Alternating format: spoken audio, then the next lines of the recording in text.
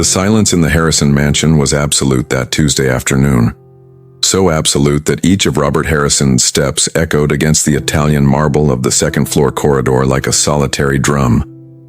He had returned early from a canceled meeting, something rare for a man whose schedule was worth more than most houses in that neighborhood.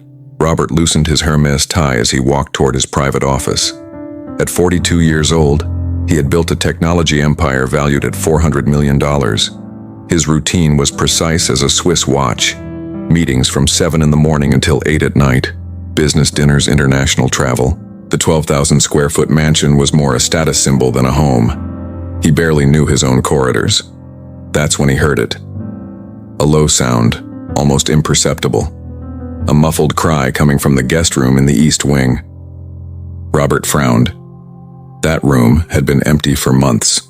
Or it should have been. His hand hesitated on the golden doorknob. For an instant, he considered ignoring it and heading to his office. But something in that cry, something visceral and urgent, made his fingers turn the handle. The door opened silently.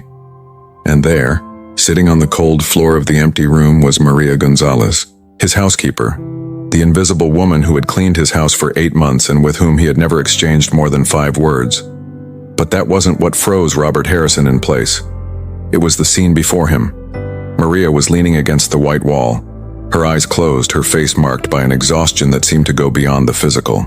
In her arms, wrapped in a worn blue blanket that had faded over time, a baby. Couldn't be more than 3 months old, and she was breastfeeding the child. Tears fell silently down Maria's face as she rocked the baby with mechanical, automatic movements, as if her body was there but her mind was somewhere else, somewhere much darker. Robert couldn't move. Couldn't speak, couldn't even fully process what he was seeing. The housekeeper, the woman he paid $14 an hour, had a baby. Here, in his house, during work hours. 1,000 thoughts exploded in his mind at once. Contract violation, lack of professionalism, emotional manipulation. But there was something more, something he couldn't name. Something that squeezed his chest in a way he hadn't felt in years. Maria slowly opened her eyes, as if feeling the weight of a gaze upon her. When she saw Robert standing in the doorway, her face transformed. Exhaustion gave way to pure terror. She tried to stand up quickly, adjusting her clothes with one hand while holding the baby with the other. But her movements were clumsy, desperate. "Mr. Harrison, I can explain." Her voice came out broken, suffocated by panic. "Please, I had no choice, I swear, I had no—" Robert raised his hand, a gesture he used in boardrooms to silence subordinates. Maria fell silent instantly, clutching the baby to her chest as if expecting to be attacked. "What?" Robert began, but his own voice sounded strange to him. Distant. "What is happening here?" The baby started crying louder now, as if sensing the tension in the air. Maria rocked him frantically, whispering words in Spanish that Robert couldn't understand, but the tone was unmistakable. It was the sound of a mother's desperation. And it was at that moment, seeing that woman huddled on the floor of his empty guest room holding a hungry baby while begging with her eyes for mercy, that something began to crack inside Robert Harrison's chest. Something he had buried under layers of success, money, and calculated indifference. Something deeply human and dangerous. 8 months earlier, on a gray Monday morning, Maria Gonzalez crossed through the wrought iron gates of the Harrison mansion for the first time. Her hands sweated inside the rubber gloves she carried in her worn bag. At 28 years old, she had already worked in 17 different houses. She knew the script well. Enter, clean, be invisible, leave. But nothing had prepared her for this house. The mansion rose like a modern temple of glass and stone, with its enormous windows reflecting the cloudy sky. The front garden was larger than the entire block where Maria had grown up. Water fountains danced in perfect synchronization, as if even nature there obeyed programmed commands. "Are you the new housekeeper?" The sharp voice came from a tall woman with hair pulled into a bun so tight it looked painful. It was Margaret, the head housekeeper. 50-something years old, military posture, eyes that evaluated everything and everyone with permanent suspicion. "Yes, ma'am," Maria Gonzalez. Maria extended her hand, but Margaret just looked at it as if it were an affront. Here we have very specific rules. Mr. Harrison is an extremely busy and important man. He doesn't like to be bothered, doesn't like noise, doesn't like to see the staff. Do you understand what this means? Yes, ma'am. It means you are invisible. You clean, you leave. No conversations, no looking directly at him if you cross paths in the hallway, no personal questions. You receive your instructions from me or from Mrs. Patricia when she's here. Margaret paused, her eyes narrowing. And never ever enter his private office on the second floor. That door remains locked for a reason. Maria just nodded, storing away each word. She needed this job. Desperately needed it. The first days were a blur of polished floors and endless glass windows. The mansion had 23 rooms, 6 bathrooms, an indoor pool, a wine cellar, a private cinema, a complete gym, and an office the size of an entire apartment. Maria worked from 7 in the morning until 5 in the afternoon, 6 days a week for $84 a day. She rarely saw Robert Harrison. When she did, it was always in passing. He left in the morning before 7, impeccable in his $3,000 suits, talking on the phone in conversations that seemed to move millions.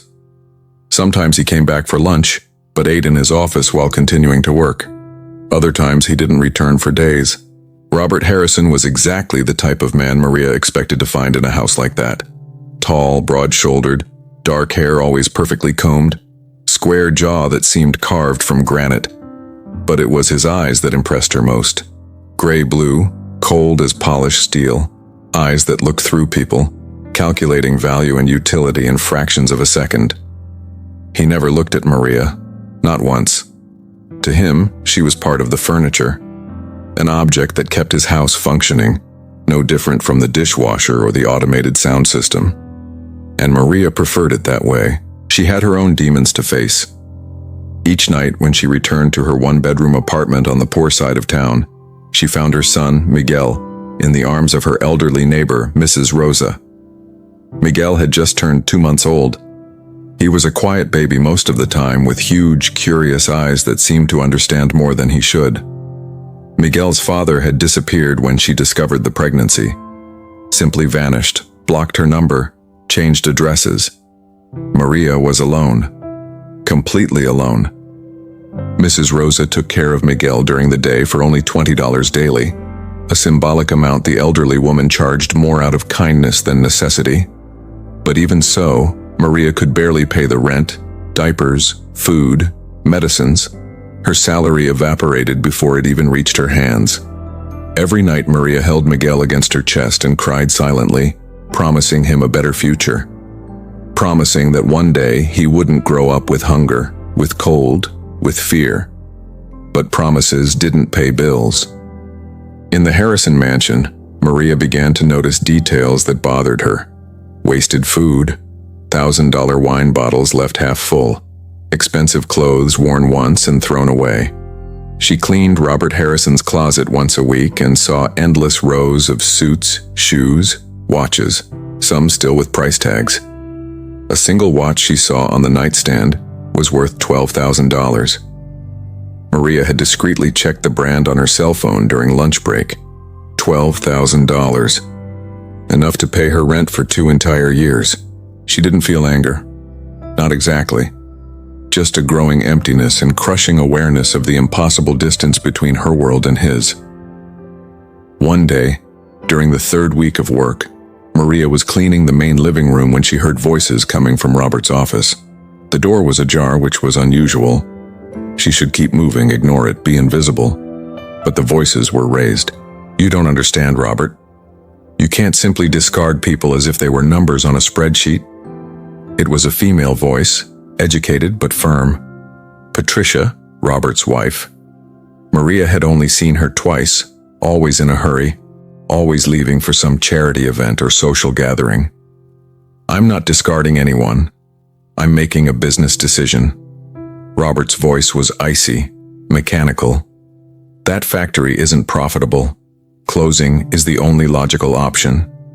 It's 200 families, Robert, 200. People who depend on those jobs to survive. And I'm responsible for the welfare of all of them? Patricia, you're naive. Business is business. If I let emotion dictate my decisions, I'll be bankrupt in 6 months. There was a long pause. Sometimes I look at you and don't recognize the man I married. Patricia's voice came out low, loaded with sadness. You've turned to stone, Robert. Cold stone. Stone builds empires. Emotion builds ruins. Maria heard footsteps approaching and quickly moved on, pretending to be busy with the bookshelf of decorative books that no one ever read. Patricia passed by her without looking, with tears in her perfectly made-up eyes. That night, Maria held Miguel a little tighter than normal. The weeks turned into months. Autumn arrived with its golden leaves that Maria swept tirelessly from the stone entrance. She developed an efficient routine, learned the silent habits of the house, the times when each room should be cleaned, the minute details that Margaret inspected with hawk eyes. But then something changed. Mrs. Rosa had a stroke. Maria received the call on a Thursday afternoon while polishing the hallway floors. Her hands trembled so much, she almost dropped her cell phone. She ran to the hospital, left the mansion early for the first time, faced Margaret's disapproving looks. Mrs. Rosa was stable, but could no longer take care of Miguel. The doctors were clear. She would need months of physical therapy, might never fully recover movement on her right side. Maria spent the entire night calling daycares, babysitters, any possible solution. But the numbers didn't add up. The cheapest daycares charged $600 a month. Babysitters even more. She had no family in the city, no close friends. She was completely alone with a 2.5-month-old baby and no support network. On Friday morning, Maria arrived at the mansion with Miguel hidden in a large bag. Her heart was beating so hard she was sure everyone could hear it. She had fed the baby, changed his diaper, given him a light dose of natural medicine that Mrs. Rosa had recommended to keep him calm. "It's just for today," she whispered to Miguel as she hid him in the empty guest room in the east wing. "Mommy will find a solution, I promise." Miguel looked at her with those huge, trusting eyes, and Maria felt her heart shatter. She worked that day with her ear permanently attuned to any sound coming from the second floor. Every half hour she ran upstairs to check on Miguel, breastfeed him quickly, change his diaper, make sure he was okay. Her body operated in pure survival mode, adrenaline burning through exhaustion. Robert Harrison was in meetings all day. He barely appeared in the mansion. Maria survived the first day, then the second, the third. She became an expert in timing, in silent movements, in whispering lullabies so low they were just breaths. Miguel was a miraculously calm baby, as if he understood the gravity of the situation. He cried little, slept much, and when he nursed, he did so in almost reverent silence. But Maria was falling apart inside. Each day was a razor's edge. Each noise was a potential heart attack. She barely slept, barely ate, lived in a constant state of paralyzing terror. "Are you okay?" Margaret asked one morning, observing the deep circles under Maria's eyes. "You're looking sick." "I'm fine, ma'am, just a little tired." Margaret narrowed her eyes but didn't insist. Things couldn't continue like this. Maria knew that. But what could she do? Quitting her job meant not paying rent. Not paying rent meant the street. And the street with a 3-month-old baby meant she couldn't even complete the thought. It was on Tuesday of the second week that everything collapsed.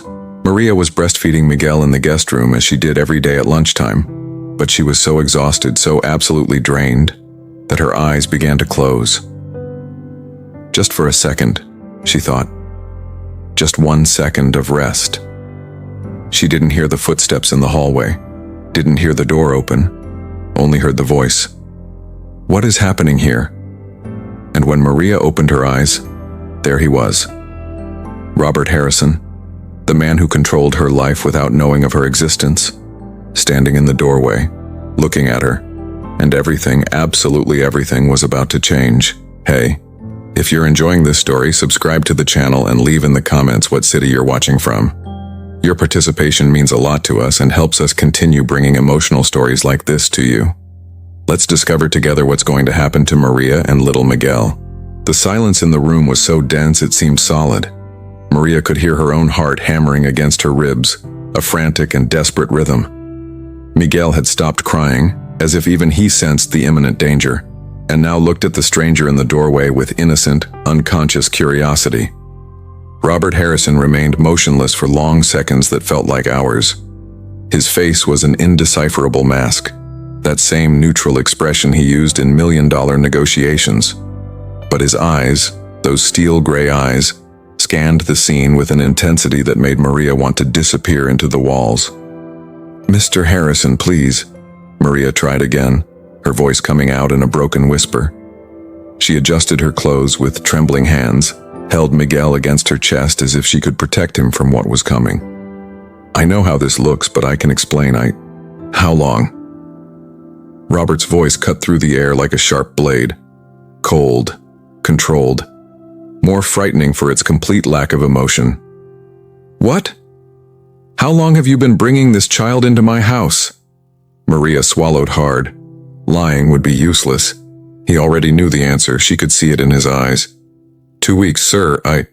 2 weeks. Robert repeated the words slowly, as if processing a particularly offensive data point on a spreadsheet.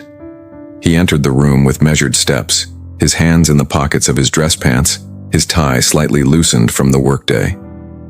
"You violated your employment contract repeatedly for 2 consecutive weeks and thought you wouldn't be discovered?" "I had no choice." The words exploded from Maria before she could contain them. Hot tears began to stream down her cheeks. "The woman who took care of my son had a stroke. She's in the hospital. I have no family here. I have no one. I called all the daycares, all the babysitters, but I can't afford it. I can't." "So you decided to turn my house into an illegal daycare?" Robert interrupted her, his voice rising just a fraction, but enough to make Maria recoil.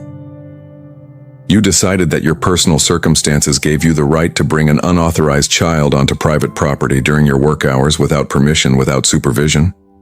I was going to find a solution. I just needed time, just a few days to what? To get more money?" Robert let out a short laugh, devoid of any humor. "Let me guess, you were going to ask me for a raise?"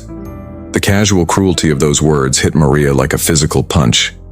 She hugged Miguel tighter, her tears dripping onto the baby's smooth forehead.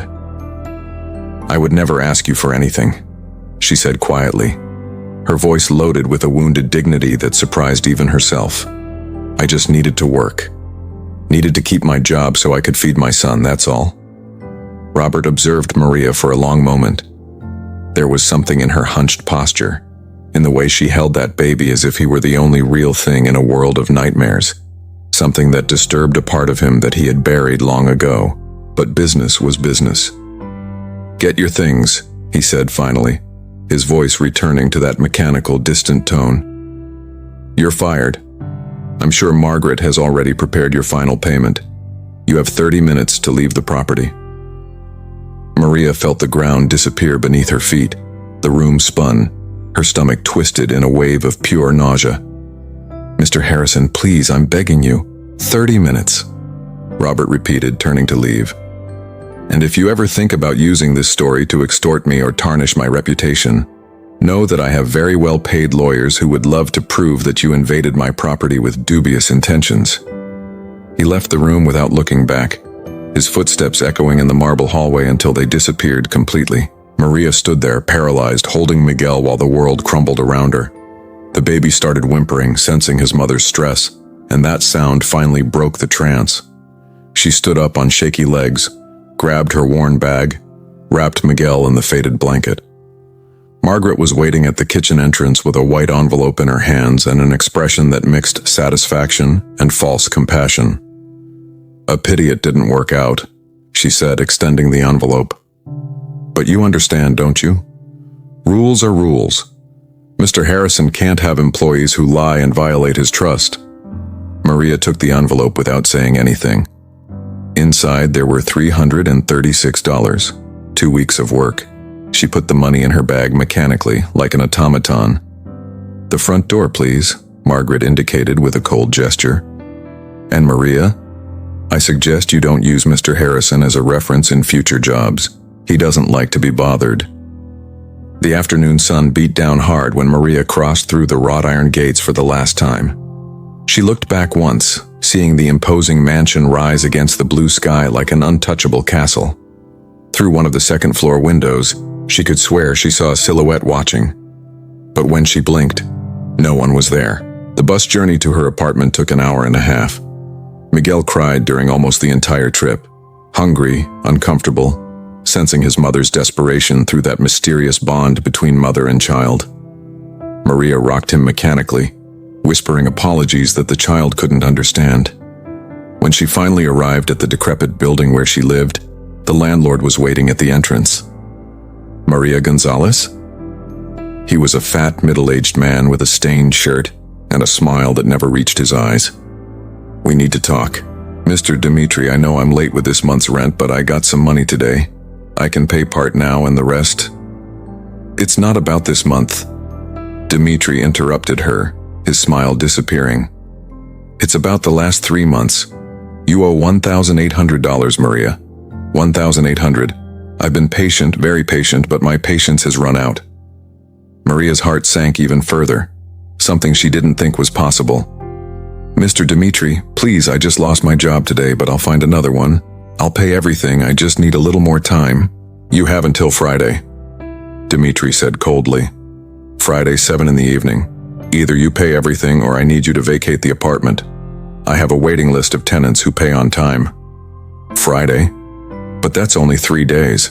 How am I going to get $1,800 in 3 days?" Dimitri shrugged as if the problem wasn't his. And it really wasn't. "Not my problem, Maria, it's yours. Friday, 7 in the evening."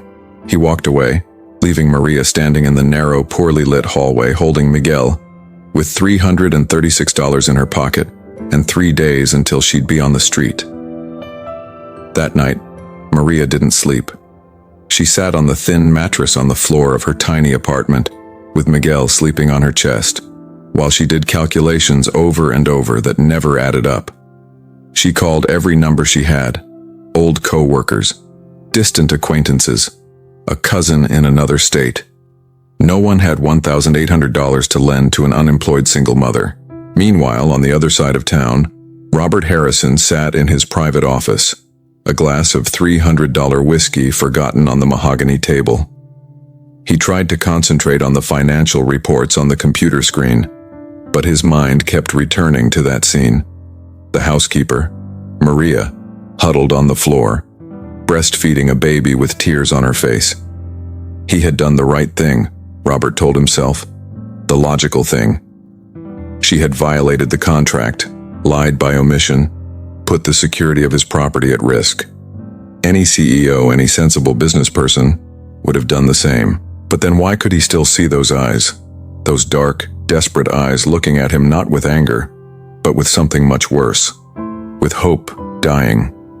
With the last thread of faith in humanity snapping. "Business is business," Robert murmured to the empty office, repeating it like a mantra. But for the first time in years, the words rang hollow. His phone vibrated. It was Patricia. Another message asking for divorce, more threats of lawsuits, more accusations of emotional coldness. He archived the message without reading it completely. His marriage had died years ago, kept alive only by social convenience and financial complications. Robert stood up, walked to the panoramic window that overlooked the illuminated city below. From where he stood, he could see the lights spreading to the horizon. Millions of people, millions of lives, all struggling, surviving, existing in their small personal dramas that meant nothing in the grand scheme of things. But one of those lives was connected to his now, in a way that he couldn't simply archive like he archived Patricia's emails. Robert picked up the phone again, dialed a number he rarely used. "David, it's me. I need you to do a complete background check on a former employee. Name, Maria Gonzalez. Housekeeper. Worked here for 8 months." He paused. "And David? I need this by tomorrow morning. I don't care if it's the weekend. Pay overtime if necessary." He hung up without waiting for a response. Robert didn't know why he was doing this. Background checks were something that should have been done before hiring her, not after firing her. But something in those desperate eyes and that innocent baby, in that woman's wounded dignity when she said, "I would never ask you for anything," something wouldn't let him simply move on. And Robert Harrison, a man who had built an empire on logic and cold numbers, was about to discover that some things can't be quantified in spreadsheets. Some things are deeply, irrevocably human, and those are the most dangerous of all. Wednesday morning arrived with a gray sky that seemed to perfectly reflect Maria's state of mind. She had spent the entire night awake, rocking Miguel, making mental lists of possibilities that didn't exist. At 6 in the morning, with her eyes burning from exhaustion, she finally made a desperate decision. She would sell everything. Over the next few hours, Maria went through her tiny apartment like a silent hurricane. The old 20-inch television she had bought used for $80, the microwave that worked halfway, the broken fan that still spun if you pushed it manually, clothes she didn't wear, worn shoes but still usable, a silver necklace that had belonged to her grandmother, the only family heirloom she possessed. She photographed everything with her cracked cell phone and posted in online sales groups. Ridiculously low prices. Desperation transparent in each description. Need to sell today. Will accept any reasonable offer. At 9 in the morning, buyers started arriving. People who sniffed out desperation like sharks smell blood. They haggled mercilessly, offered half the already derisory asking price, examined each item looking for defects to justify even lower offers. Maria accepted everything. Every dollar counted. The television, $50. The microwave, $20. The fan, $10. Clothes sold in bulk, $35. Shoes, $15. And her grandmother's necklace, the only physical connection she had to her dead family, to her roots, to who she was before becoming just another single mother struggling to survive in an indifferent city. $200. When the man left with the necklace in his pocket, Maria locked herself in the bathroom and vomited. There was nothing in her stomach but bile and despair, but her body convulsed anyway, physically rejecting what she had just done. By the end of the day, Maria had $723. Added to the $336 that Robert had given her, it totaled $1,059. $741 short, and only 2 days left. While Maria sold the remnants of her life for crumbs, Robert Harrison sat in his office in the mansion, reading the report that David had personally delivered that morning. It was thick, detailed, contained everything about Maria Gonzalez that could be discovered through public records and private investigation. And each line Robert read tightened that strange knot in his chest a little more. Maria Gonzalez, 28 years old, born in Guatemala. Legally immigrated to the United States at 17 with her mother and younger brother. Worked in cleaning jobs ever since. No formal education beyond high school, which she completed by attending night classes while working during the day. Her mother died of cancer 3 years ago. Without health insurance, she accumulated $120,000 in medical debt before passing. Maria assumed the debts. She was paying $100 a month, a symbolic amount that would take decades to pay off, but she paid religiously every month.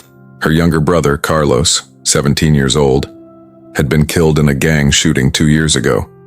He was in the wrong place at the wrong time, walking home after work at a market. Had nothing to do with gangs, was just another statistic. Maria paid for the entire funeral with credit cards. She was still paying. Miguel's father, no information, not listed on the birth certificate. Maria had raised the child completely alone from day one. Employment history, 17 different jobs in 10 years, all in cleaning, never fired for misconduct before. Several reference letters describing her as tireless worker, reliable, honest, criminal record, 0, not even a traffic ticket. Financial history, devastating. Total debt of $134,000, annual salary of approximately $22,000, mathematical impossibility of getting out of the hole. Robert closed the report slowly. For a long moment, he just sat there looking at the manila cover as if it could give him answers he didn't know he was looking for. He had built his fortune on numbers, on cold analyses of risk and return, on logical decisions devoid of emotion, and by the numbers, Maria Gonzalez was a lost cause, a financial black hole, a person who would never escape the cycle of poverty, no matter how hard she worked, no matter how much she tried. The numbers said she was doomed, but the numbers didn't capture everything, did they? The numbers didn't show a woman paying $100 a month on her dead mother's medical debts when she could barely feed herself. The numbers didn't show someone who worked 17 different jobs and received only praise, never complaints. The numbers didn't show a mother secretly breastfeeding a baby, with tears on her face, because the alternative was letting him go hungry. The numbers didn't show dignity. Robert picked up the phone, then put it back. Picked it up again. Looked at the screen. What the hell was he doing? Why did he care? He had fired hundreds of employees over the years, closed entire factories, destroyed careers with a signature. Why was this woman different? But he knew why. Because he had looked into her eyes. Because for the first time in years, he had actually seen someone. Not as a number, not as an employee, not as a piece in a larger machine. As a person. The phone rang, saving him from his own thoughts. It was James, his CFO. "Robert, we need to talk about the TechVision acquisition. The numbers aren't adding up and..." "Cancel it," Robert interrupted. "What? Cancel the acquisition? It's not worth the price they're asking. But we've already invested months in this. The due diligence alone cost..." "James." Robert's voice had that tone that didn't accept arguments. "I said cancel it. It's an executive decision. Implement it." He hung up before James could protest. Robert stood up, walked to the window. Down below, the gardener was trimming the imported rose bushes that cost more than Maria's annual salary. More than the annual salary of 10 Marias. His phone vibrated. A message from Patricia. "I signed the divorce papers. My lawyers will be in contact. Don't try to convince me to change my mind. You killed any feelings I had for you a long time ago. P." Robert read the message twice, expecting to feel something. Anger, sadness, relief, anything. But he felt nothing. His marriage had been a corporate merger disguised as romance from the beginning. Patricia came from a rich family, the right connections, perfect appearance for social events. He offered ambition, growing success, a future of luxury. They were compatible on paper. In reality, they were strangers who shared an address. He archived the message without responding. That night, Maria sat on the floor of her increasingly empty apartment, surrounded by piles of bills and a calculator. Miguel slept in a cardboard box lined with blankets, because she had sold the used crib she had bought with so much sacrifice. $741. 48 hours. She had called every emergency loan service that accepted emergency cases. All denied. Risk too high. Credit history too bad. Debt-to-income ratio too disproportionate. She had personally gone to 6 employment agencies. All said they would call. None called. She had literally sold everything she owned of value, including parts of her soul. And it still wasn't enough. Maria looked at Miguel sleeping peacefully, oblivious to the storm forming around him. His little face was perfect, so innocent, so trusting that his mother would solve everything. Because mothers always solve everything, right? That's the silent promise we make when we decide to bring a life into the world. But what about when you can't? What about when all your love, all your determination, all your hard work simply isn't enough against the relentless forces of a system that doesn't care if you live or die? Maria picked up her cell phone with trembling hands. There was one last resort, a resort she had sworn never to consider. But desperation has a way of redefining our moral boundaries. She opened a high-risk personal loan website, the kind that charged 40% annual interest rates, the kind that destroyed lives. But that released money in 24 hours. Her fingers hovered over the keyboard for long minutes. Part of her screamed to stop, that this would only be digging a deeper hole, that she would never be able to pay, that she was mortgaging a future that already didn't exist. But the other part looked at Miguel and thought, at least we'll have a roof over our heads for one more month. One more month to find a solution. One more month to prevent my baby from sleeping on the street. She started filling out the form. Meanwhile, Robert was lying in his $15,000 king-size bed staring at the ceiling. He couldn't sleep, couldn't turn off his brain. The image of Maria on the floor, breastfeeding her baby, refused to disappear. He got up at 3 a.m, went to his office, opened the report again, read each line once more, looking for what exactly? For a justification for his cruelty? For a reason to feel better about having fired a desperate woman? Or for a way to fix what he had broken? Robert Harrison, a man who had built an empire on cold, calculated decisions, was facing something that no spreadsheet could resolve. Something that no cost-benefit analysis could quantify. He was facing his own humanity, and discovering, to his horror and fascination, that it still existed. Buried under years of ambition and calculated indifference, but still there, still beating, still bleeding. He picked up the phone. 3:15 a.m, an absurd time to make a call, but he dialed anyway. "David, it's me. Sorry about the hour. I need you to do something for me. I need Maria Gonzalez's residential address. And David, this stays between us. I don't want anyone to know. No one." He hung up, his heart beating in a strange way. What was he doing? Why was he doing it? He had no answers. He just knew he couldn't simply let that image disappear from his mind. Not this time. Not this person. Thursday dawned with Maria receiving a response from the loan website. Denied. Risk too high. Not even online loan sharks wanted to bet on her. She had 24 hours until Dimitri's deadline. $741 between having a home and sleeping on the street with a 3-month-old baby. And no solution in sight. Maria held Miguel against her chest, and for the first time since he was born, allowed herself to think the unthinkable. Shelters, social services, giving Miguel up for adoption until she could reestablish herself. The physical pain that idea caused was so intense she doubled over, a low moan escaping her lips. No, never. She would rather die.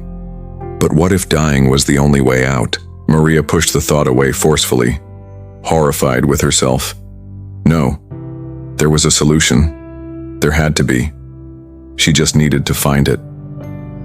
But with each minute that passed, each second that the clock advanced inexorably toward Friday at 7 p.m, hope became a little thinner, a little more transparent, a little more like an illusion she had told herself to keep waking up every morning. Friday arrived like a death sentence. Maria woke up at 5 a.m. after only 2 hours of fragmented sleep, her body heavy with exhaustion and terror. Miguel was restless, sensing his mother's anxiety through that invisible but unbreakable bond between them.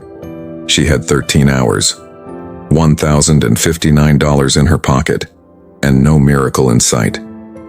Maria spent the morning on the streets, going door to door at commercial establishments, asking if they needed someone to clean, wash dishes, anything. Most barely let her finish her sentence before saying no. Some looked at Miguel in her arms with poorly disguised disapproval. One woman even said, "Maybe if you hadn't had a child you can't support, you wouldn't be in this situation." Maria swallowed the humiliation and kept walking. By 11 a.m, her legs were trembling with exhaustion. Miguel was crying, hungry, uncomfortable in the growing heat. She entered a public library to use the bathroom and breastfeed him in privacy. Sitting on the cold bathroom floor, listening to Miguel suck eagerly, Maria finally let the tears fall freely. "I'm sorry," she whispered to the baby.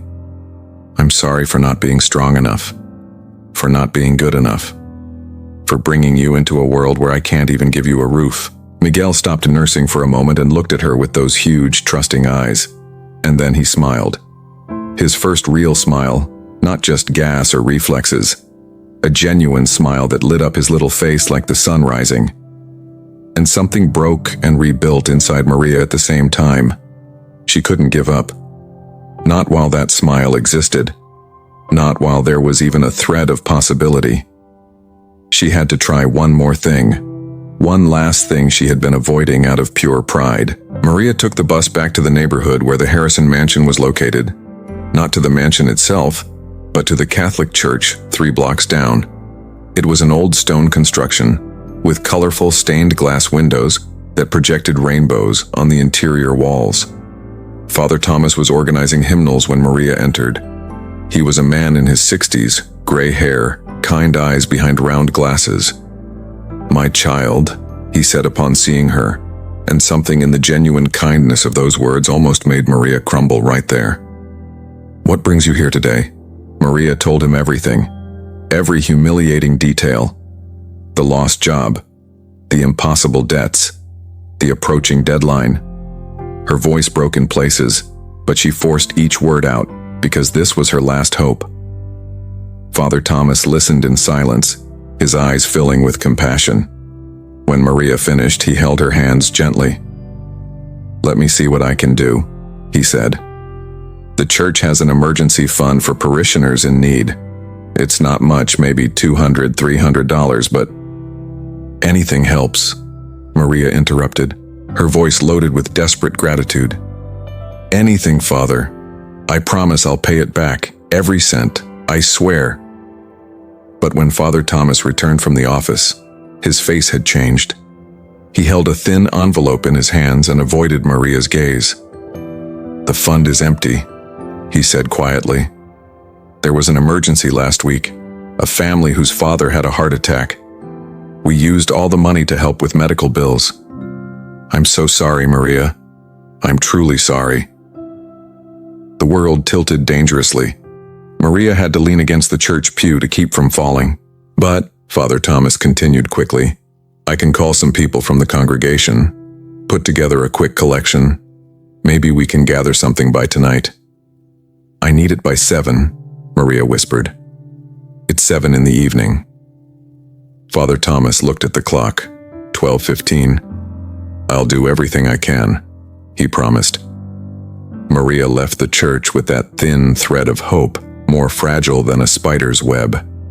She sat on the stone steps, under the scorching sun, rocking Miguel, waiting for a miracle that seemed increasingly distant.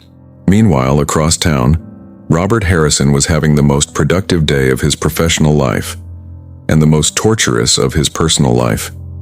He had closed a $22 million contract before 10 in the morning.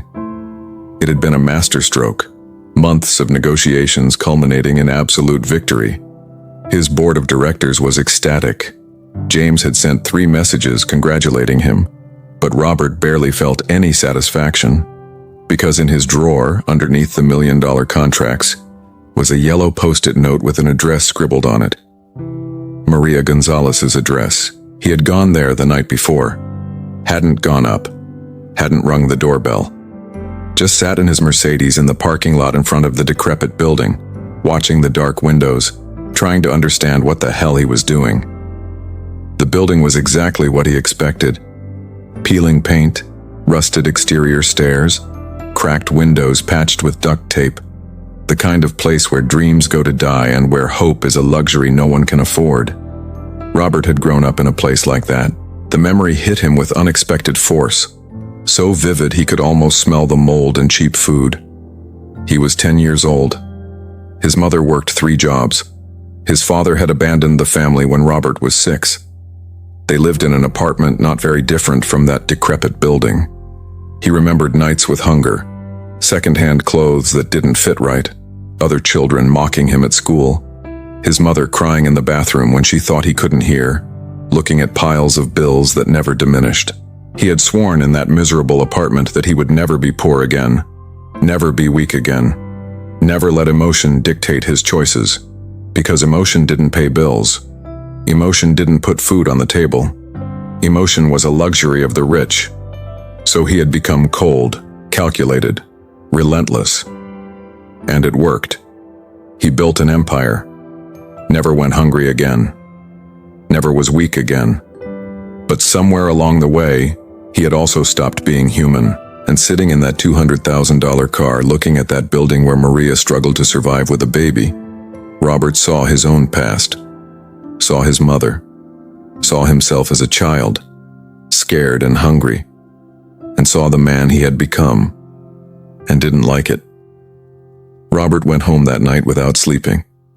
and spent Friday entire in an internal battle that no business meeting could distract.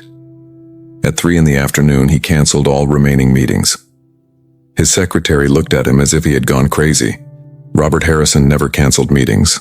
Never. Something urgent came up, was all he said.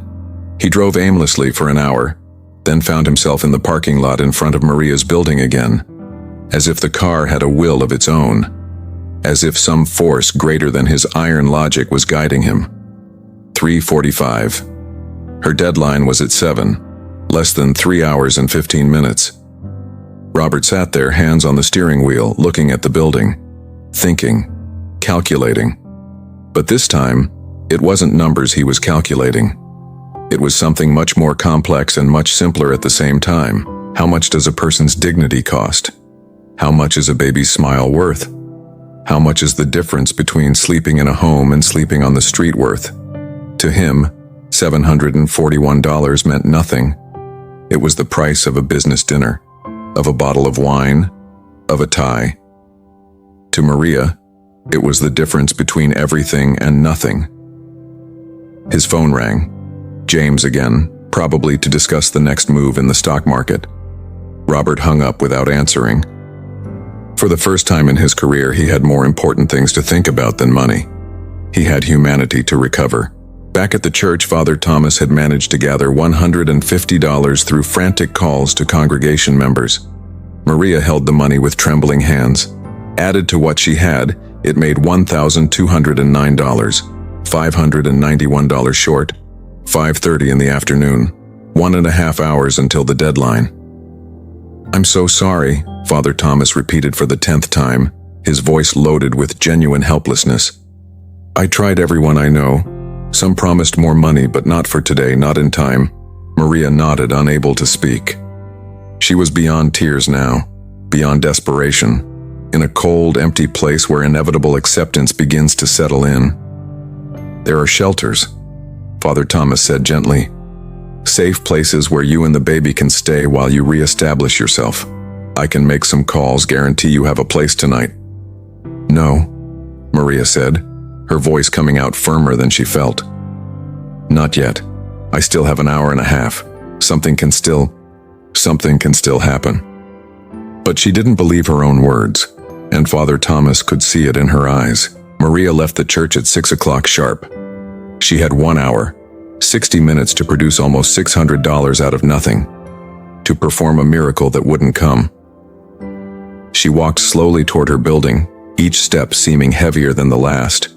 Miguel was quiet in her arms, sleeping peacefully, oblivious to the fact that in 1 hour they would be homeless.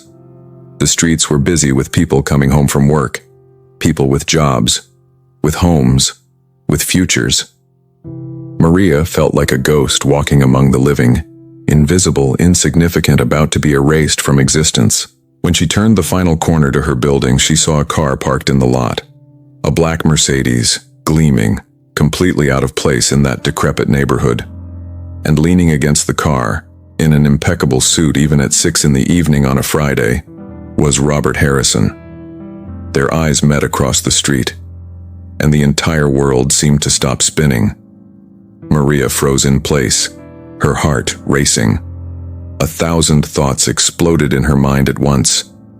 Did he come to humiliate me more? Personally ensure I get evicted? Is there something else he wants to destroy? But when she looked into his eyes, she didn't see coldness, didn't see calculated indifference. She saw something she never imagined seeing in Robert Harrison's face. She saw conflict, doubt, and something that looked strangely like shame. Robert moved away from the car slowly, as if moving through water. His hands were in his pockets, his shoulders slightly hunched in a way she had never seen at the mansion. He seemed smaller somehow, more human. "Maria," he said, and his voice was different, without that tone of absolute command. "Just tired. We need to talk." Maria hugged Miguel tighter, her body instinctively preparing to flee or fight. "Mr. Harrison, if you came to—" "I came to fix my mistake," Robert interrupted her, and the words came out with difficulty, as if he wasn't used to saying them. as if they were a foreign language he was trying to learn. I came to apologize. Time stopped. Maria looked at him as if he had just spoken in an alien tongue. Robert Harrison, apologizing. To her. To a housekeeper he had cruelly fired just days ago. I don't understand, Maria whispered. Neither do I, Robert admitted, and for the first time he smiled. But it wasn't the cold, predatory smile he used in business meetings. It was something broken and genuine. Honestly, I don't understand what I'm doing here. I don't understand why I care. I don't understand why I can't simply move on like I always do. He paused, looking at Miguel sleeping in Maria's arms. But I know what I did was wrong. And I know you didn't deserve that. And I know that. He swallowed hard, forcing the next words out. I know that I have a chance to do something right, for once in my life. Do something that isn't about numbers or profits or victories. Do something just because it's what should be done. Maria couldn't breathe, couldn't think, just stood there, holding Miguel, looking at the man who had destroyed her life 3 days ago, and who was now standing in front of her looking more vulnerable than she ever imagined possible. What do you want? She finally managed to ask. Robert took something from the inside pocket of his suit, a white envelope. He extended it to Maria with hands that trembled almost imperceptibly. I want you to accept this, he said quietly.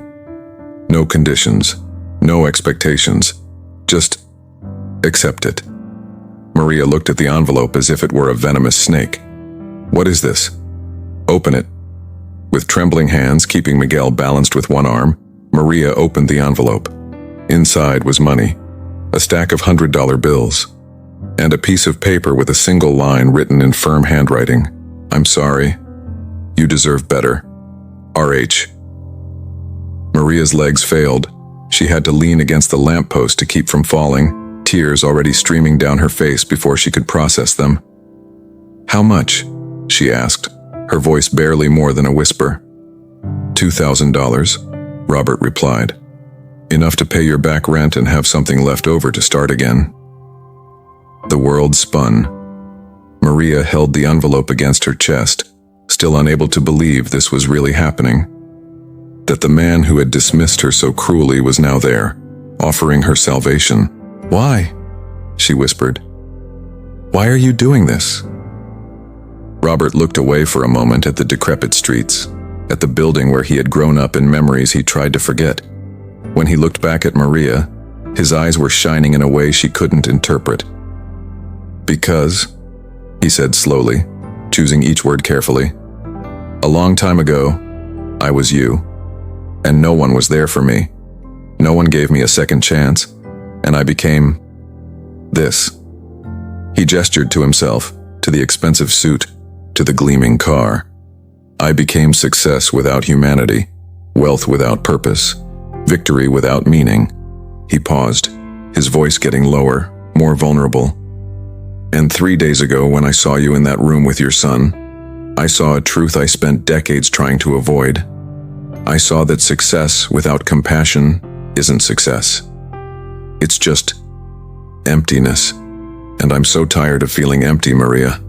So tired. Maria's tears fell freely now, wetting Miguel's forehead, who woke up and looked around with sleepy confusion. I don't know what to say, she whispered. Don't say anything, Robert responded gently. Just accept it, and let this be a beginning, for both of us. But there was something more Maria could sense, something unspoken hanging in the air between them.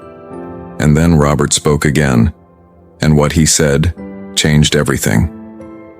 And Maria, your job, if you still want it, it's yours, with a salary increase, and with paid daycare, and with everything you need to ensure that you and Miguel are okay.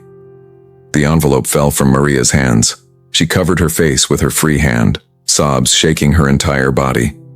All the fear, all the desperation, all the pain of the last days exploding outward in an overwhelming catharsis. Robert took a hesitant step forward, then stopped, uncertain.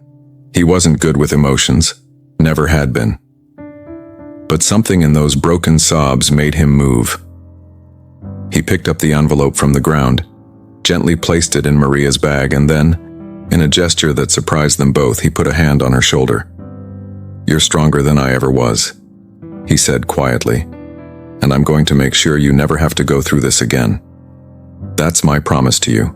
Maria looked at him through the tears, seeing for the first time not the distant millionaire boss but a human being, imperfect, wounded, trying to be better.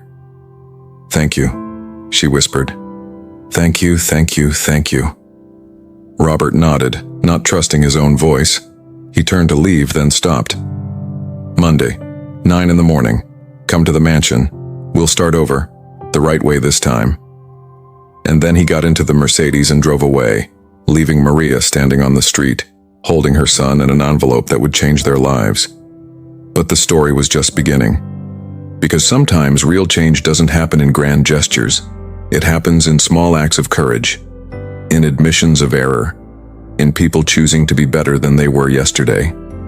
And that night, two people went to sleep different from when they woke up. Maria, with renewed hope and a future that no longer seemed impossible, and Robert, with the first genuine taste of peace he had felt in decades. But fate had much more in store for both of them, much more than either could imagine. The weekend passed like a strange, surreal dream. Maria paid the overdue rent on Saturday morning, and the shocked look on Dimitri's face when she handed him the cash was almost comical. She bought diapers, food, new clothes for Miguel. Not much, not extravagantly, but enough to ease that constant tightness in her chest every time the baby needed something, and she still had $1,200 left. $1,200. More money than Maria had ever had at once in her entire life. She hid it in a shoebox at the back of the closet as if it were gold. It was her safety net, her protection against the abyss she had stared into just days before. But more than the money itself, it was what it represented that kept her awake at night. Robert Harrison, the man she had considered the embodiment of capitalist cruelty, had shown mercy. More than mercy, he had shown humanity. And now she had to return to his mansion, work for him, see him every day. The thought filled her with a confusing mix of gratitude, shame, and something else she couldn't quite name. Monday arrived with a crystal blue sky. Maria dressed carefully, choosing her best work outfit. She placed Miguel in a baby carrier she'd bought with part of the money. She had called a daycare on Saturday, one of the few that accepted babies so young. $250 a week. A price that would have been impossible before, but now, with Robert's promise to cover it, it felt like a miracle. When she arrived at the mansion at exactly 9 o'clock, the iron gates opened automatically. A change she noticed immediately. Before she had to ring the bell and wait for someone to let her in, Margaret was waiting at the entrance, but her posture had changed. Where there had once been arrogance and disdain, there was now something that looked uncomfortably like forced respect. "Maria," she said. The use of her first name without the distant "you" was shocking. "Mr. Harrison is waiting for you in the office. He asked that you go there as soon as you arrive." Maria nodded, her heart speeding up. She climbed the marble stairs she had cleaned hundreds of times, but now each step felt different, heavy with new meaning.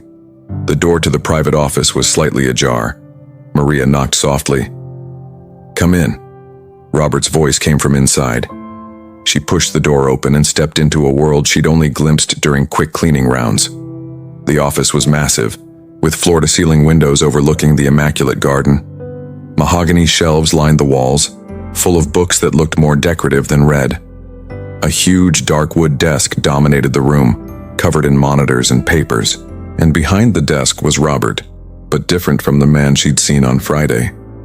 He was back in his power uniform, impeccable suit, perfectly combed hair, straight posture.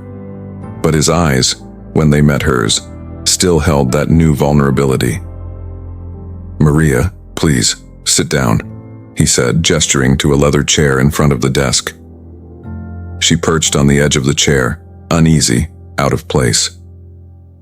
Miguel was quiet in the carrier, staring around with childlike wonder. "First," Robert began, choosing his words carefully, "I want to set a few things straight. Your salary will be $20 an hour, 40 hours a week. Overtime paid at time and a half. Full health insurance for you and Miguel. And the daycare will be covered by the company. Maria did the math in her head. $20 times 40 hours, $800 a week, $3,200 a month. It was more than double what she'd earned before. Mr. Harrison, This is very generous, but it's not generosity, he interrupted gently. It's what's fair. What it should have been all along. He paused, his fingers drumming nervously on the mahogany desk, a tick she'd never seen before. And there's one more thing. I'd like you to consider not just working here as a cleaner. Maria blinked, confused. I don't understand. Robert got up, walked to the window, hands in his pockets. When he spoke, his voice was low, almost hesitant. You have a small child. You deserve to spend time with him, not work 12-hour days cleaning someone else's house. So I thought, and you can say no, there's no pressure, but I thought maybe you could work part-time here, 6 hours a day, and use the rest of the time to be with Miguel. Maybe take an online course, learn something new, build a future beyond just surviving. The words hit Maria like waves, one after another. She opened her mouth to speak, but no sound came. And before you think this is charity, Robert added quickly, still looking out the window. It's not. It's an investment. Investment in people who deserve a chance. Something I should have learned a long time ago. Why? Maria finally managed to whisper. Why are you doing all this? 3 days ago you fired me. Treated me like I was, nothing. And now... Robert turned to face her, and Maria saw something in his eyes that made her stop. Pain. Deep and old. Because 3 days ago I was a different man, he said simply. Or maybe I was the same man I'd always been, just pretending to be someone else. I don't know. All I know is that when I saw you in that room, nursing your child with tears on your face, something broke inside me. Something I'd kept carefully sealed for decades. He returned to the desk but didn't sit. He stood there, looking at her with an intensity that made her want to look away. But she couldn't. My mother died when I was 23, he said suddenly. 3 jobs. She worked until she couldn't stand anymore. And still it was never enough. We lived hungry, cold, afraid. And I watched her break piece by piece, because the world had no mercy for people like us. Tears stung Maria's eyes. She hadn't expected this. She hadn't expected Robert Harrison, the millionaire mogul, to understand her pain. When she died, Robert continued, his voice growing rougher, I swore I'd never be weak again. I'd never let emotions control me. I built my empire on that promise. On being tough, ruthless, cold. He let out a bitter laugh. And it worked. I became richer than my wildest dreams. But somewhere along the way, I forgot why I was doing it. I forgot that the point wasn't just to escape poverty. It was to make sure others wouldn't have to suffer the way my mother did. He finally sat, suddenly looking exhausted. So when I say this isn't charity, Maria, I mean it. This is me trying to honor my mother's memory. Trying to be the man she'd be proud to know. Not the man I became. The silence in the office was heavy, filled with unspoken emotions. Miguel chose that moment to start fussing, and Maria instinctively began to rock him, a movement as natural as breathing. May I?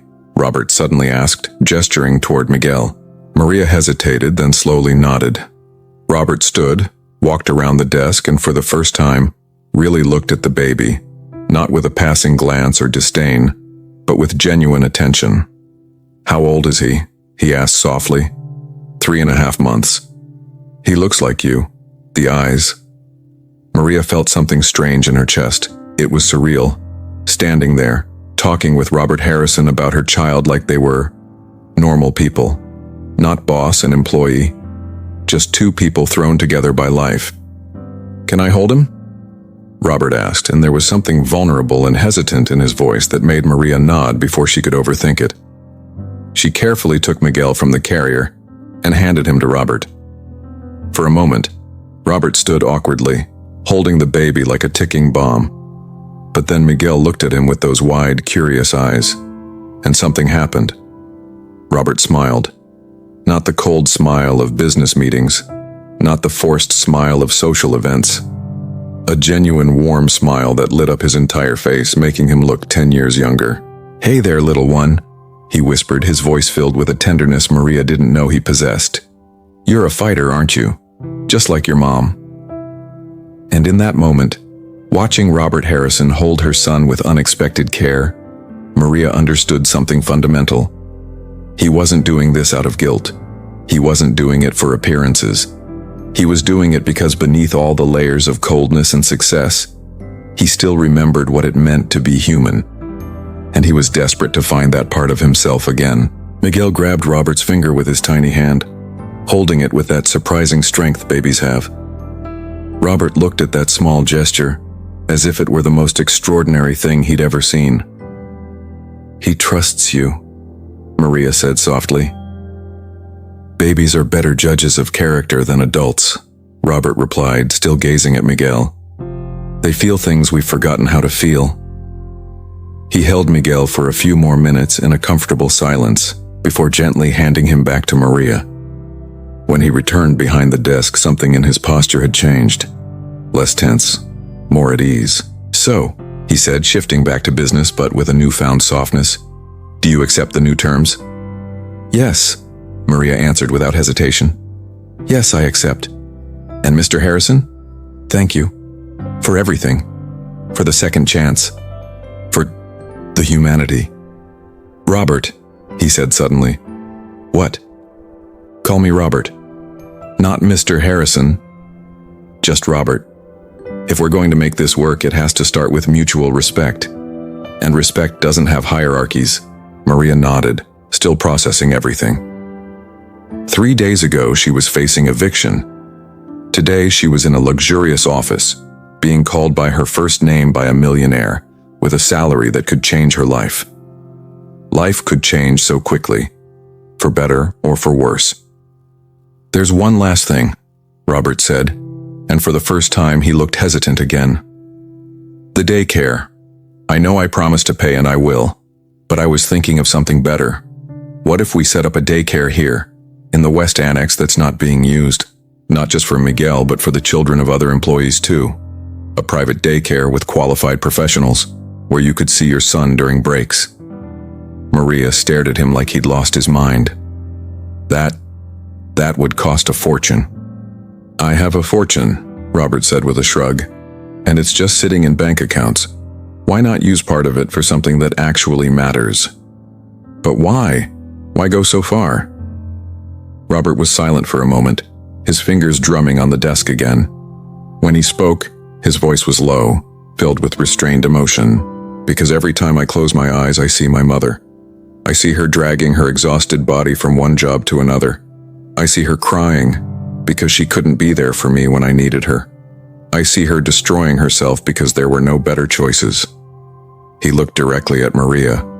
"And I see you, and Miguel, and I have the power to do something about it. So why the hell wouldn't I?"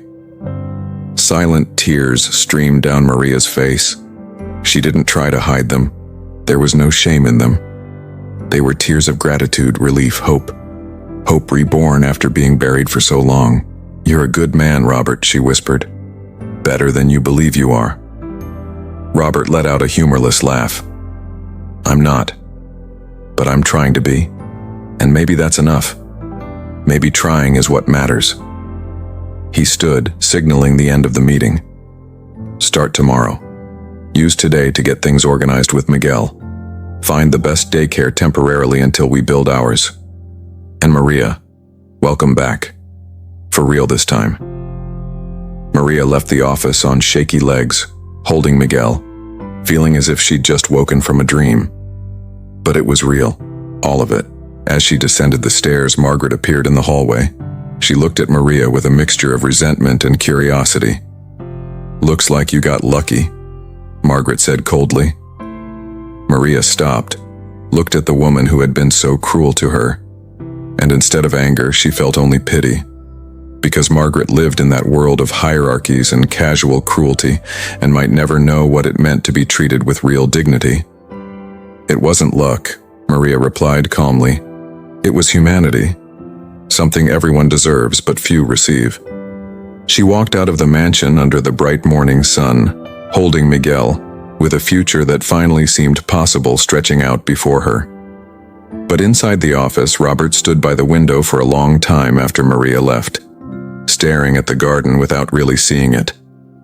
His right hand was clenched in a fist, and when he opened it, he saw the marks his nails had left in his palm.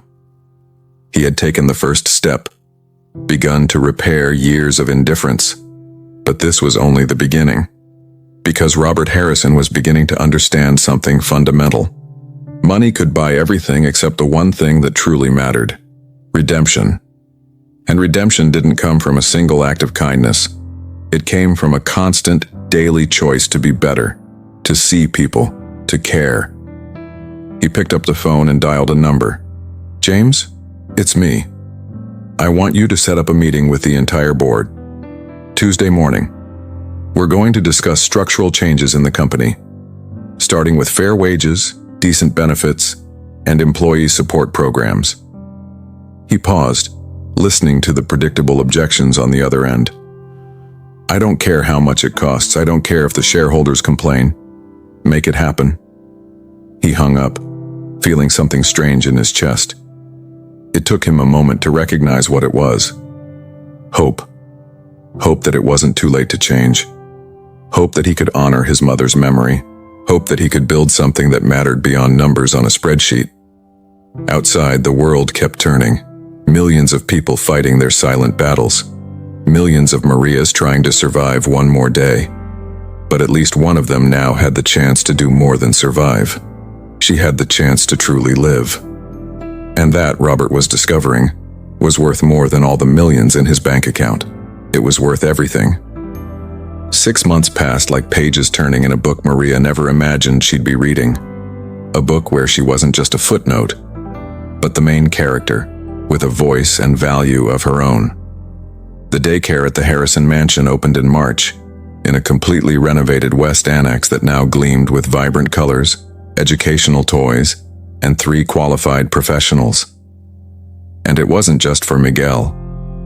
There were 7 other children, sons and daughters of gardeners, drivers, cooks, people who had once been forced to choose between working and caring for their kids, and who could now do both. Maria worked her 6 daily hours, but she wasn't just cleaning anymore. Robert had insisted that she take online administration courses during her free time, fully paid by the company. "You have a brilliant mind," he had told her in one of their now frequent morning conversations. It would be a crime to waste it just scrubbing floors. At first, Maria protested. She had barely finished high school. Administration felt like an impossible world. A world for people like Robert, not like her. But he was persistent, almost stubborn, and eventually she gave in. And she discovered something extraordinary. She was good at it. Really good. Concepts that once looked intimidating on paper made sense when she studied them. Budgets, resource management, leadership.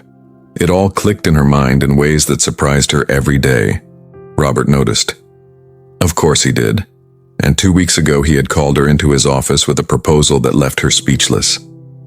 "I want you to consider a management position," he had said, not as a command but as an offer. House operations manager. You'd oversee the entire household staff, coordinate schedules, manage budgets, implement improvements, with proper pay, of course. $60,000 a year to start. $60,000. Maria had done the math in her head, translating it into school fees, into safety, into possibilities. It was more money than she had ever dreamed of earning in her life. She accepted, of course. How could she not? How could? But more than the money, more than the title, it was what it represented. It was Robert saying, "I see your worth, I recognize your potential. You are more than your past, more than your circumstances." And Maria wasn't the only one transformed by Robert Harrison's change. The entire company had undergone restructuring. Minimum wages were raised by 40%. Health insurance extended to all employees, including part-timers. subsidized education programs, daycare centers in 3 major offices, paid maternity and paternity leave. The board had resisted, of course. Shareholders complained. James presented dozens of projections showing how profits would be affected. But Robert was relentless. "If our company can only be profitable by exploiting people," he said in a now legendary tense board meeting, "then we don't deserve to be profitable. Find another way, or find another CEO." No one challenged him after that. And something surprising happened. The company didn't collapse. It flourished. Happier employees were more productive. Loyalty increased. Turnover decreased. Work quality improved across all departments. The numbers, those cold numbers Robert had loved all his life, now showed him something he had never considered. Treating people with dignity wasn't just morally right. It was good business. But that September afternoon, as golden sunlight poured through his office windows, Robert wasn't thinking about numbers or business. He was looking at a photograph he now kept on his desk. It had been taken at the daycare inauguration. In it, Maria held Miguel, now a chubby, smiling 10-month-old baby. Beside her stood Robert, his hand on her shoulder in a gesture of genuine pride. Around them were 7 other families, employees and their children, all smiling, all alive in a way that transcended the image. Robert touched the photo lightly, a sad smile curving his lips. His mother would have loved this. She would have loved to see what he'd become. Not the cold, distant millionaire, but the man who used his success to lift others. A knock on the door interrupted his thoughts. "Come in," he called. Maria entered, now dressed in professional clothes Robert had insisted on buying when she took the manager role. She carried a folder, but also something more: confidence, presence, the dignity of someone who knew her worth. "I have the monthly reports," she said, placing the folder on his desk. "We managed to cut operational costs by 12% through the new supplier schedule, and employee satisfaction rose 23% according to the latest survey." Robert flipped through the reports, as always impressed by Maria's meticulous attention to detail. She had a natural gift for spotting patterns, optimizing systems, achieving more with less without sacrificing quality. "Excellent work," he said sincerely. "As always." Maria smiled. That shy smile she still had, even after all these months. "I had a good teacher. You're a natural at this, Maria. Don't give me credit I don't deserve." A comfortable silence followed. Those silences had become common between them. They were no longer boss and maid in the traditional sense. They were something more. Colleagues, friends perhaps. 2 people connected by a shared story of redemption and second chances. "How's Miguel?" Robert asked, as he always did. "Growing too fast," Maria answered, her face lighting up the way it always did when she spoke about her son. "He said mama for the first time yesterday. Well, it was more like mama mama, but I'm counting it as his first word." Robert smiled. "I'm sure it was intentional. He's smart, like his mom." Maria was quiet for a moment, then spoke softly but firmly.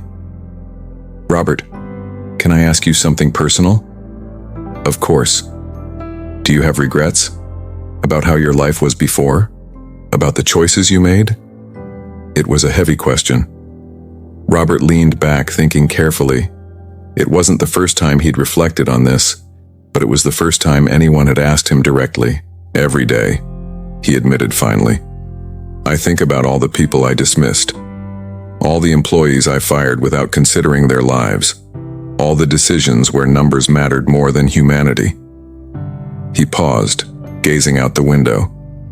"But regret only means something if it changes us, if it makes us better. So yes, I regret it. But I use that regret as fuel to do things differently now."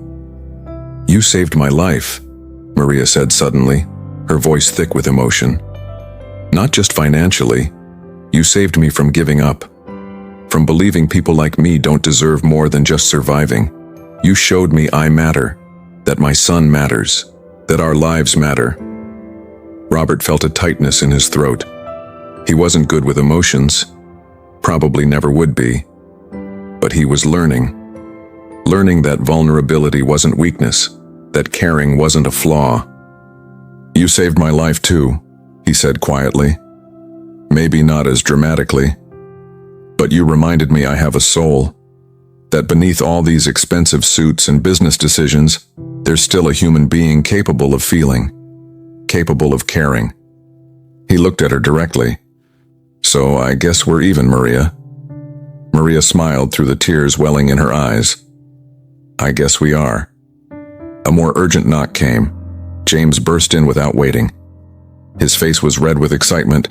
"Robert, you need to see this." He waved a business magazine.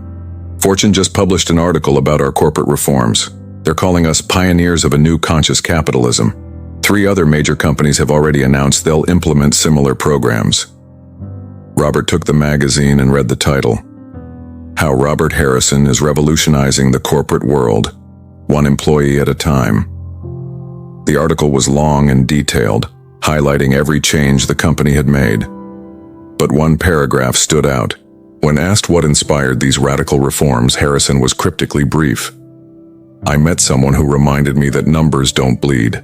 People do. And if our success is built on the blood of others, it isn't success. It's cruelty disguised as ambition." Robert didn't remember saying that, but he must have in one of the many interviews. And it was true. Every word. "Is this good for business?" he asked James, though he no longer really cared. "Excellent for business. Our stock is up 15% since the article went online this morning. Investors love the social responsibility narrative and—" James hesitated, then smiled reluctantly. "It's the right thing to do. I didn't want to admit it at first, but it's working."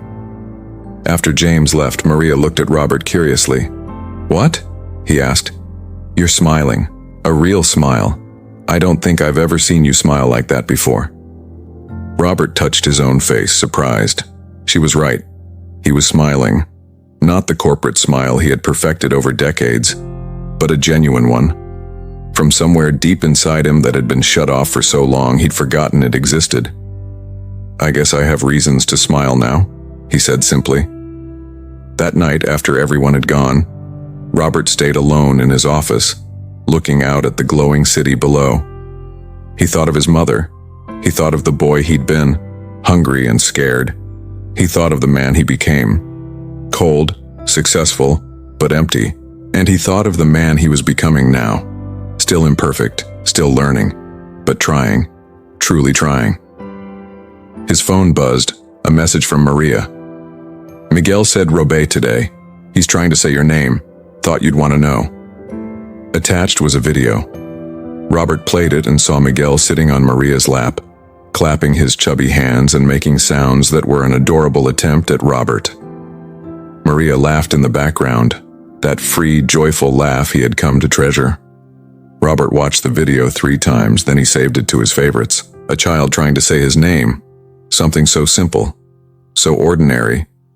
Yet it meant more to him than any multi-million-dollar deal he had ever closed. Because it meant he mattered. Not as a CEO, not as a millionaire, but as a person, as someone who made a difference in someone else's life. And in the end, maybe that's what truly defines success. Not how much money you accumulate, not how many deals you close, not how big your mansion is or how expensive your car, but how many lives you touch, how many people you lift instead of stepping on. Robert turned off the office lights and walked down the quiet halls of the mansion. But it no longer felt like a cold mausoleum of empty success. It felt like a home, full of life, purpose, and meaning that went beyond marble and expensive art. He passed the daycare and peeked through the glass. Tomorrow it would be full of children and laughter. Tomorrow Miguel would be there, growing, learning, becoming. And Maria would be working, not just surviving, but building a real future for herself and her son. And Robert would be part of it. Not as some distant savior, but as a man who had learned, painfully and late, that humanity is not weakness. It's the only strength that truly matters. That night, Robert Harrison slept better than he had in years. No sleeping pills. No expensive whiskey to numb his conscience. Just the genuine peace of someone who had found his purpose. And when he woke the next morning for the first time in decades, his first thought wasn't about business or money or success. It was about Miguel trying to say his name, about Maria smiling, about how strange and beautiful and utterly unpredictable life was. Because 6 months earlier, he was a man who had lost his humanity on the altar of ambition, and now he was a man slowly, painfully, step by step, learning to be human again. All because a desperate maid had nursed her baby in an empty room, and he, instead of just walking away as he always had, stopped, saw, felt, and chose to change.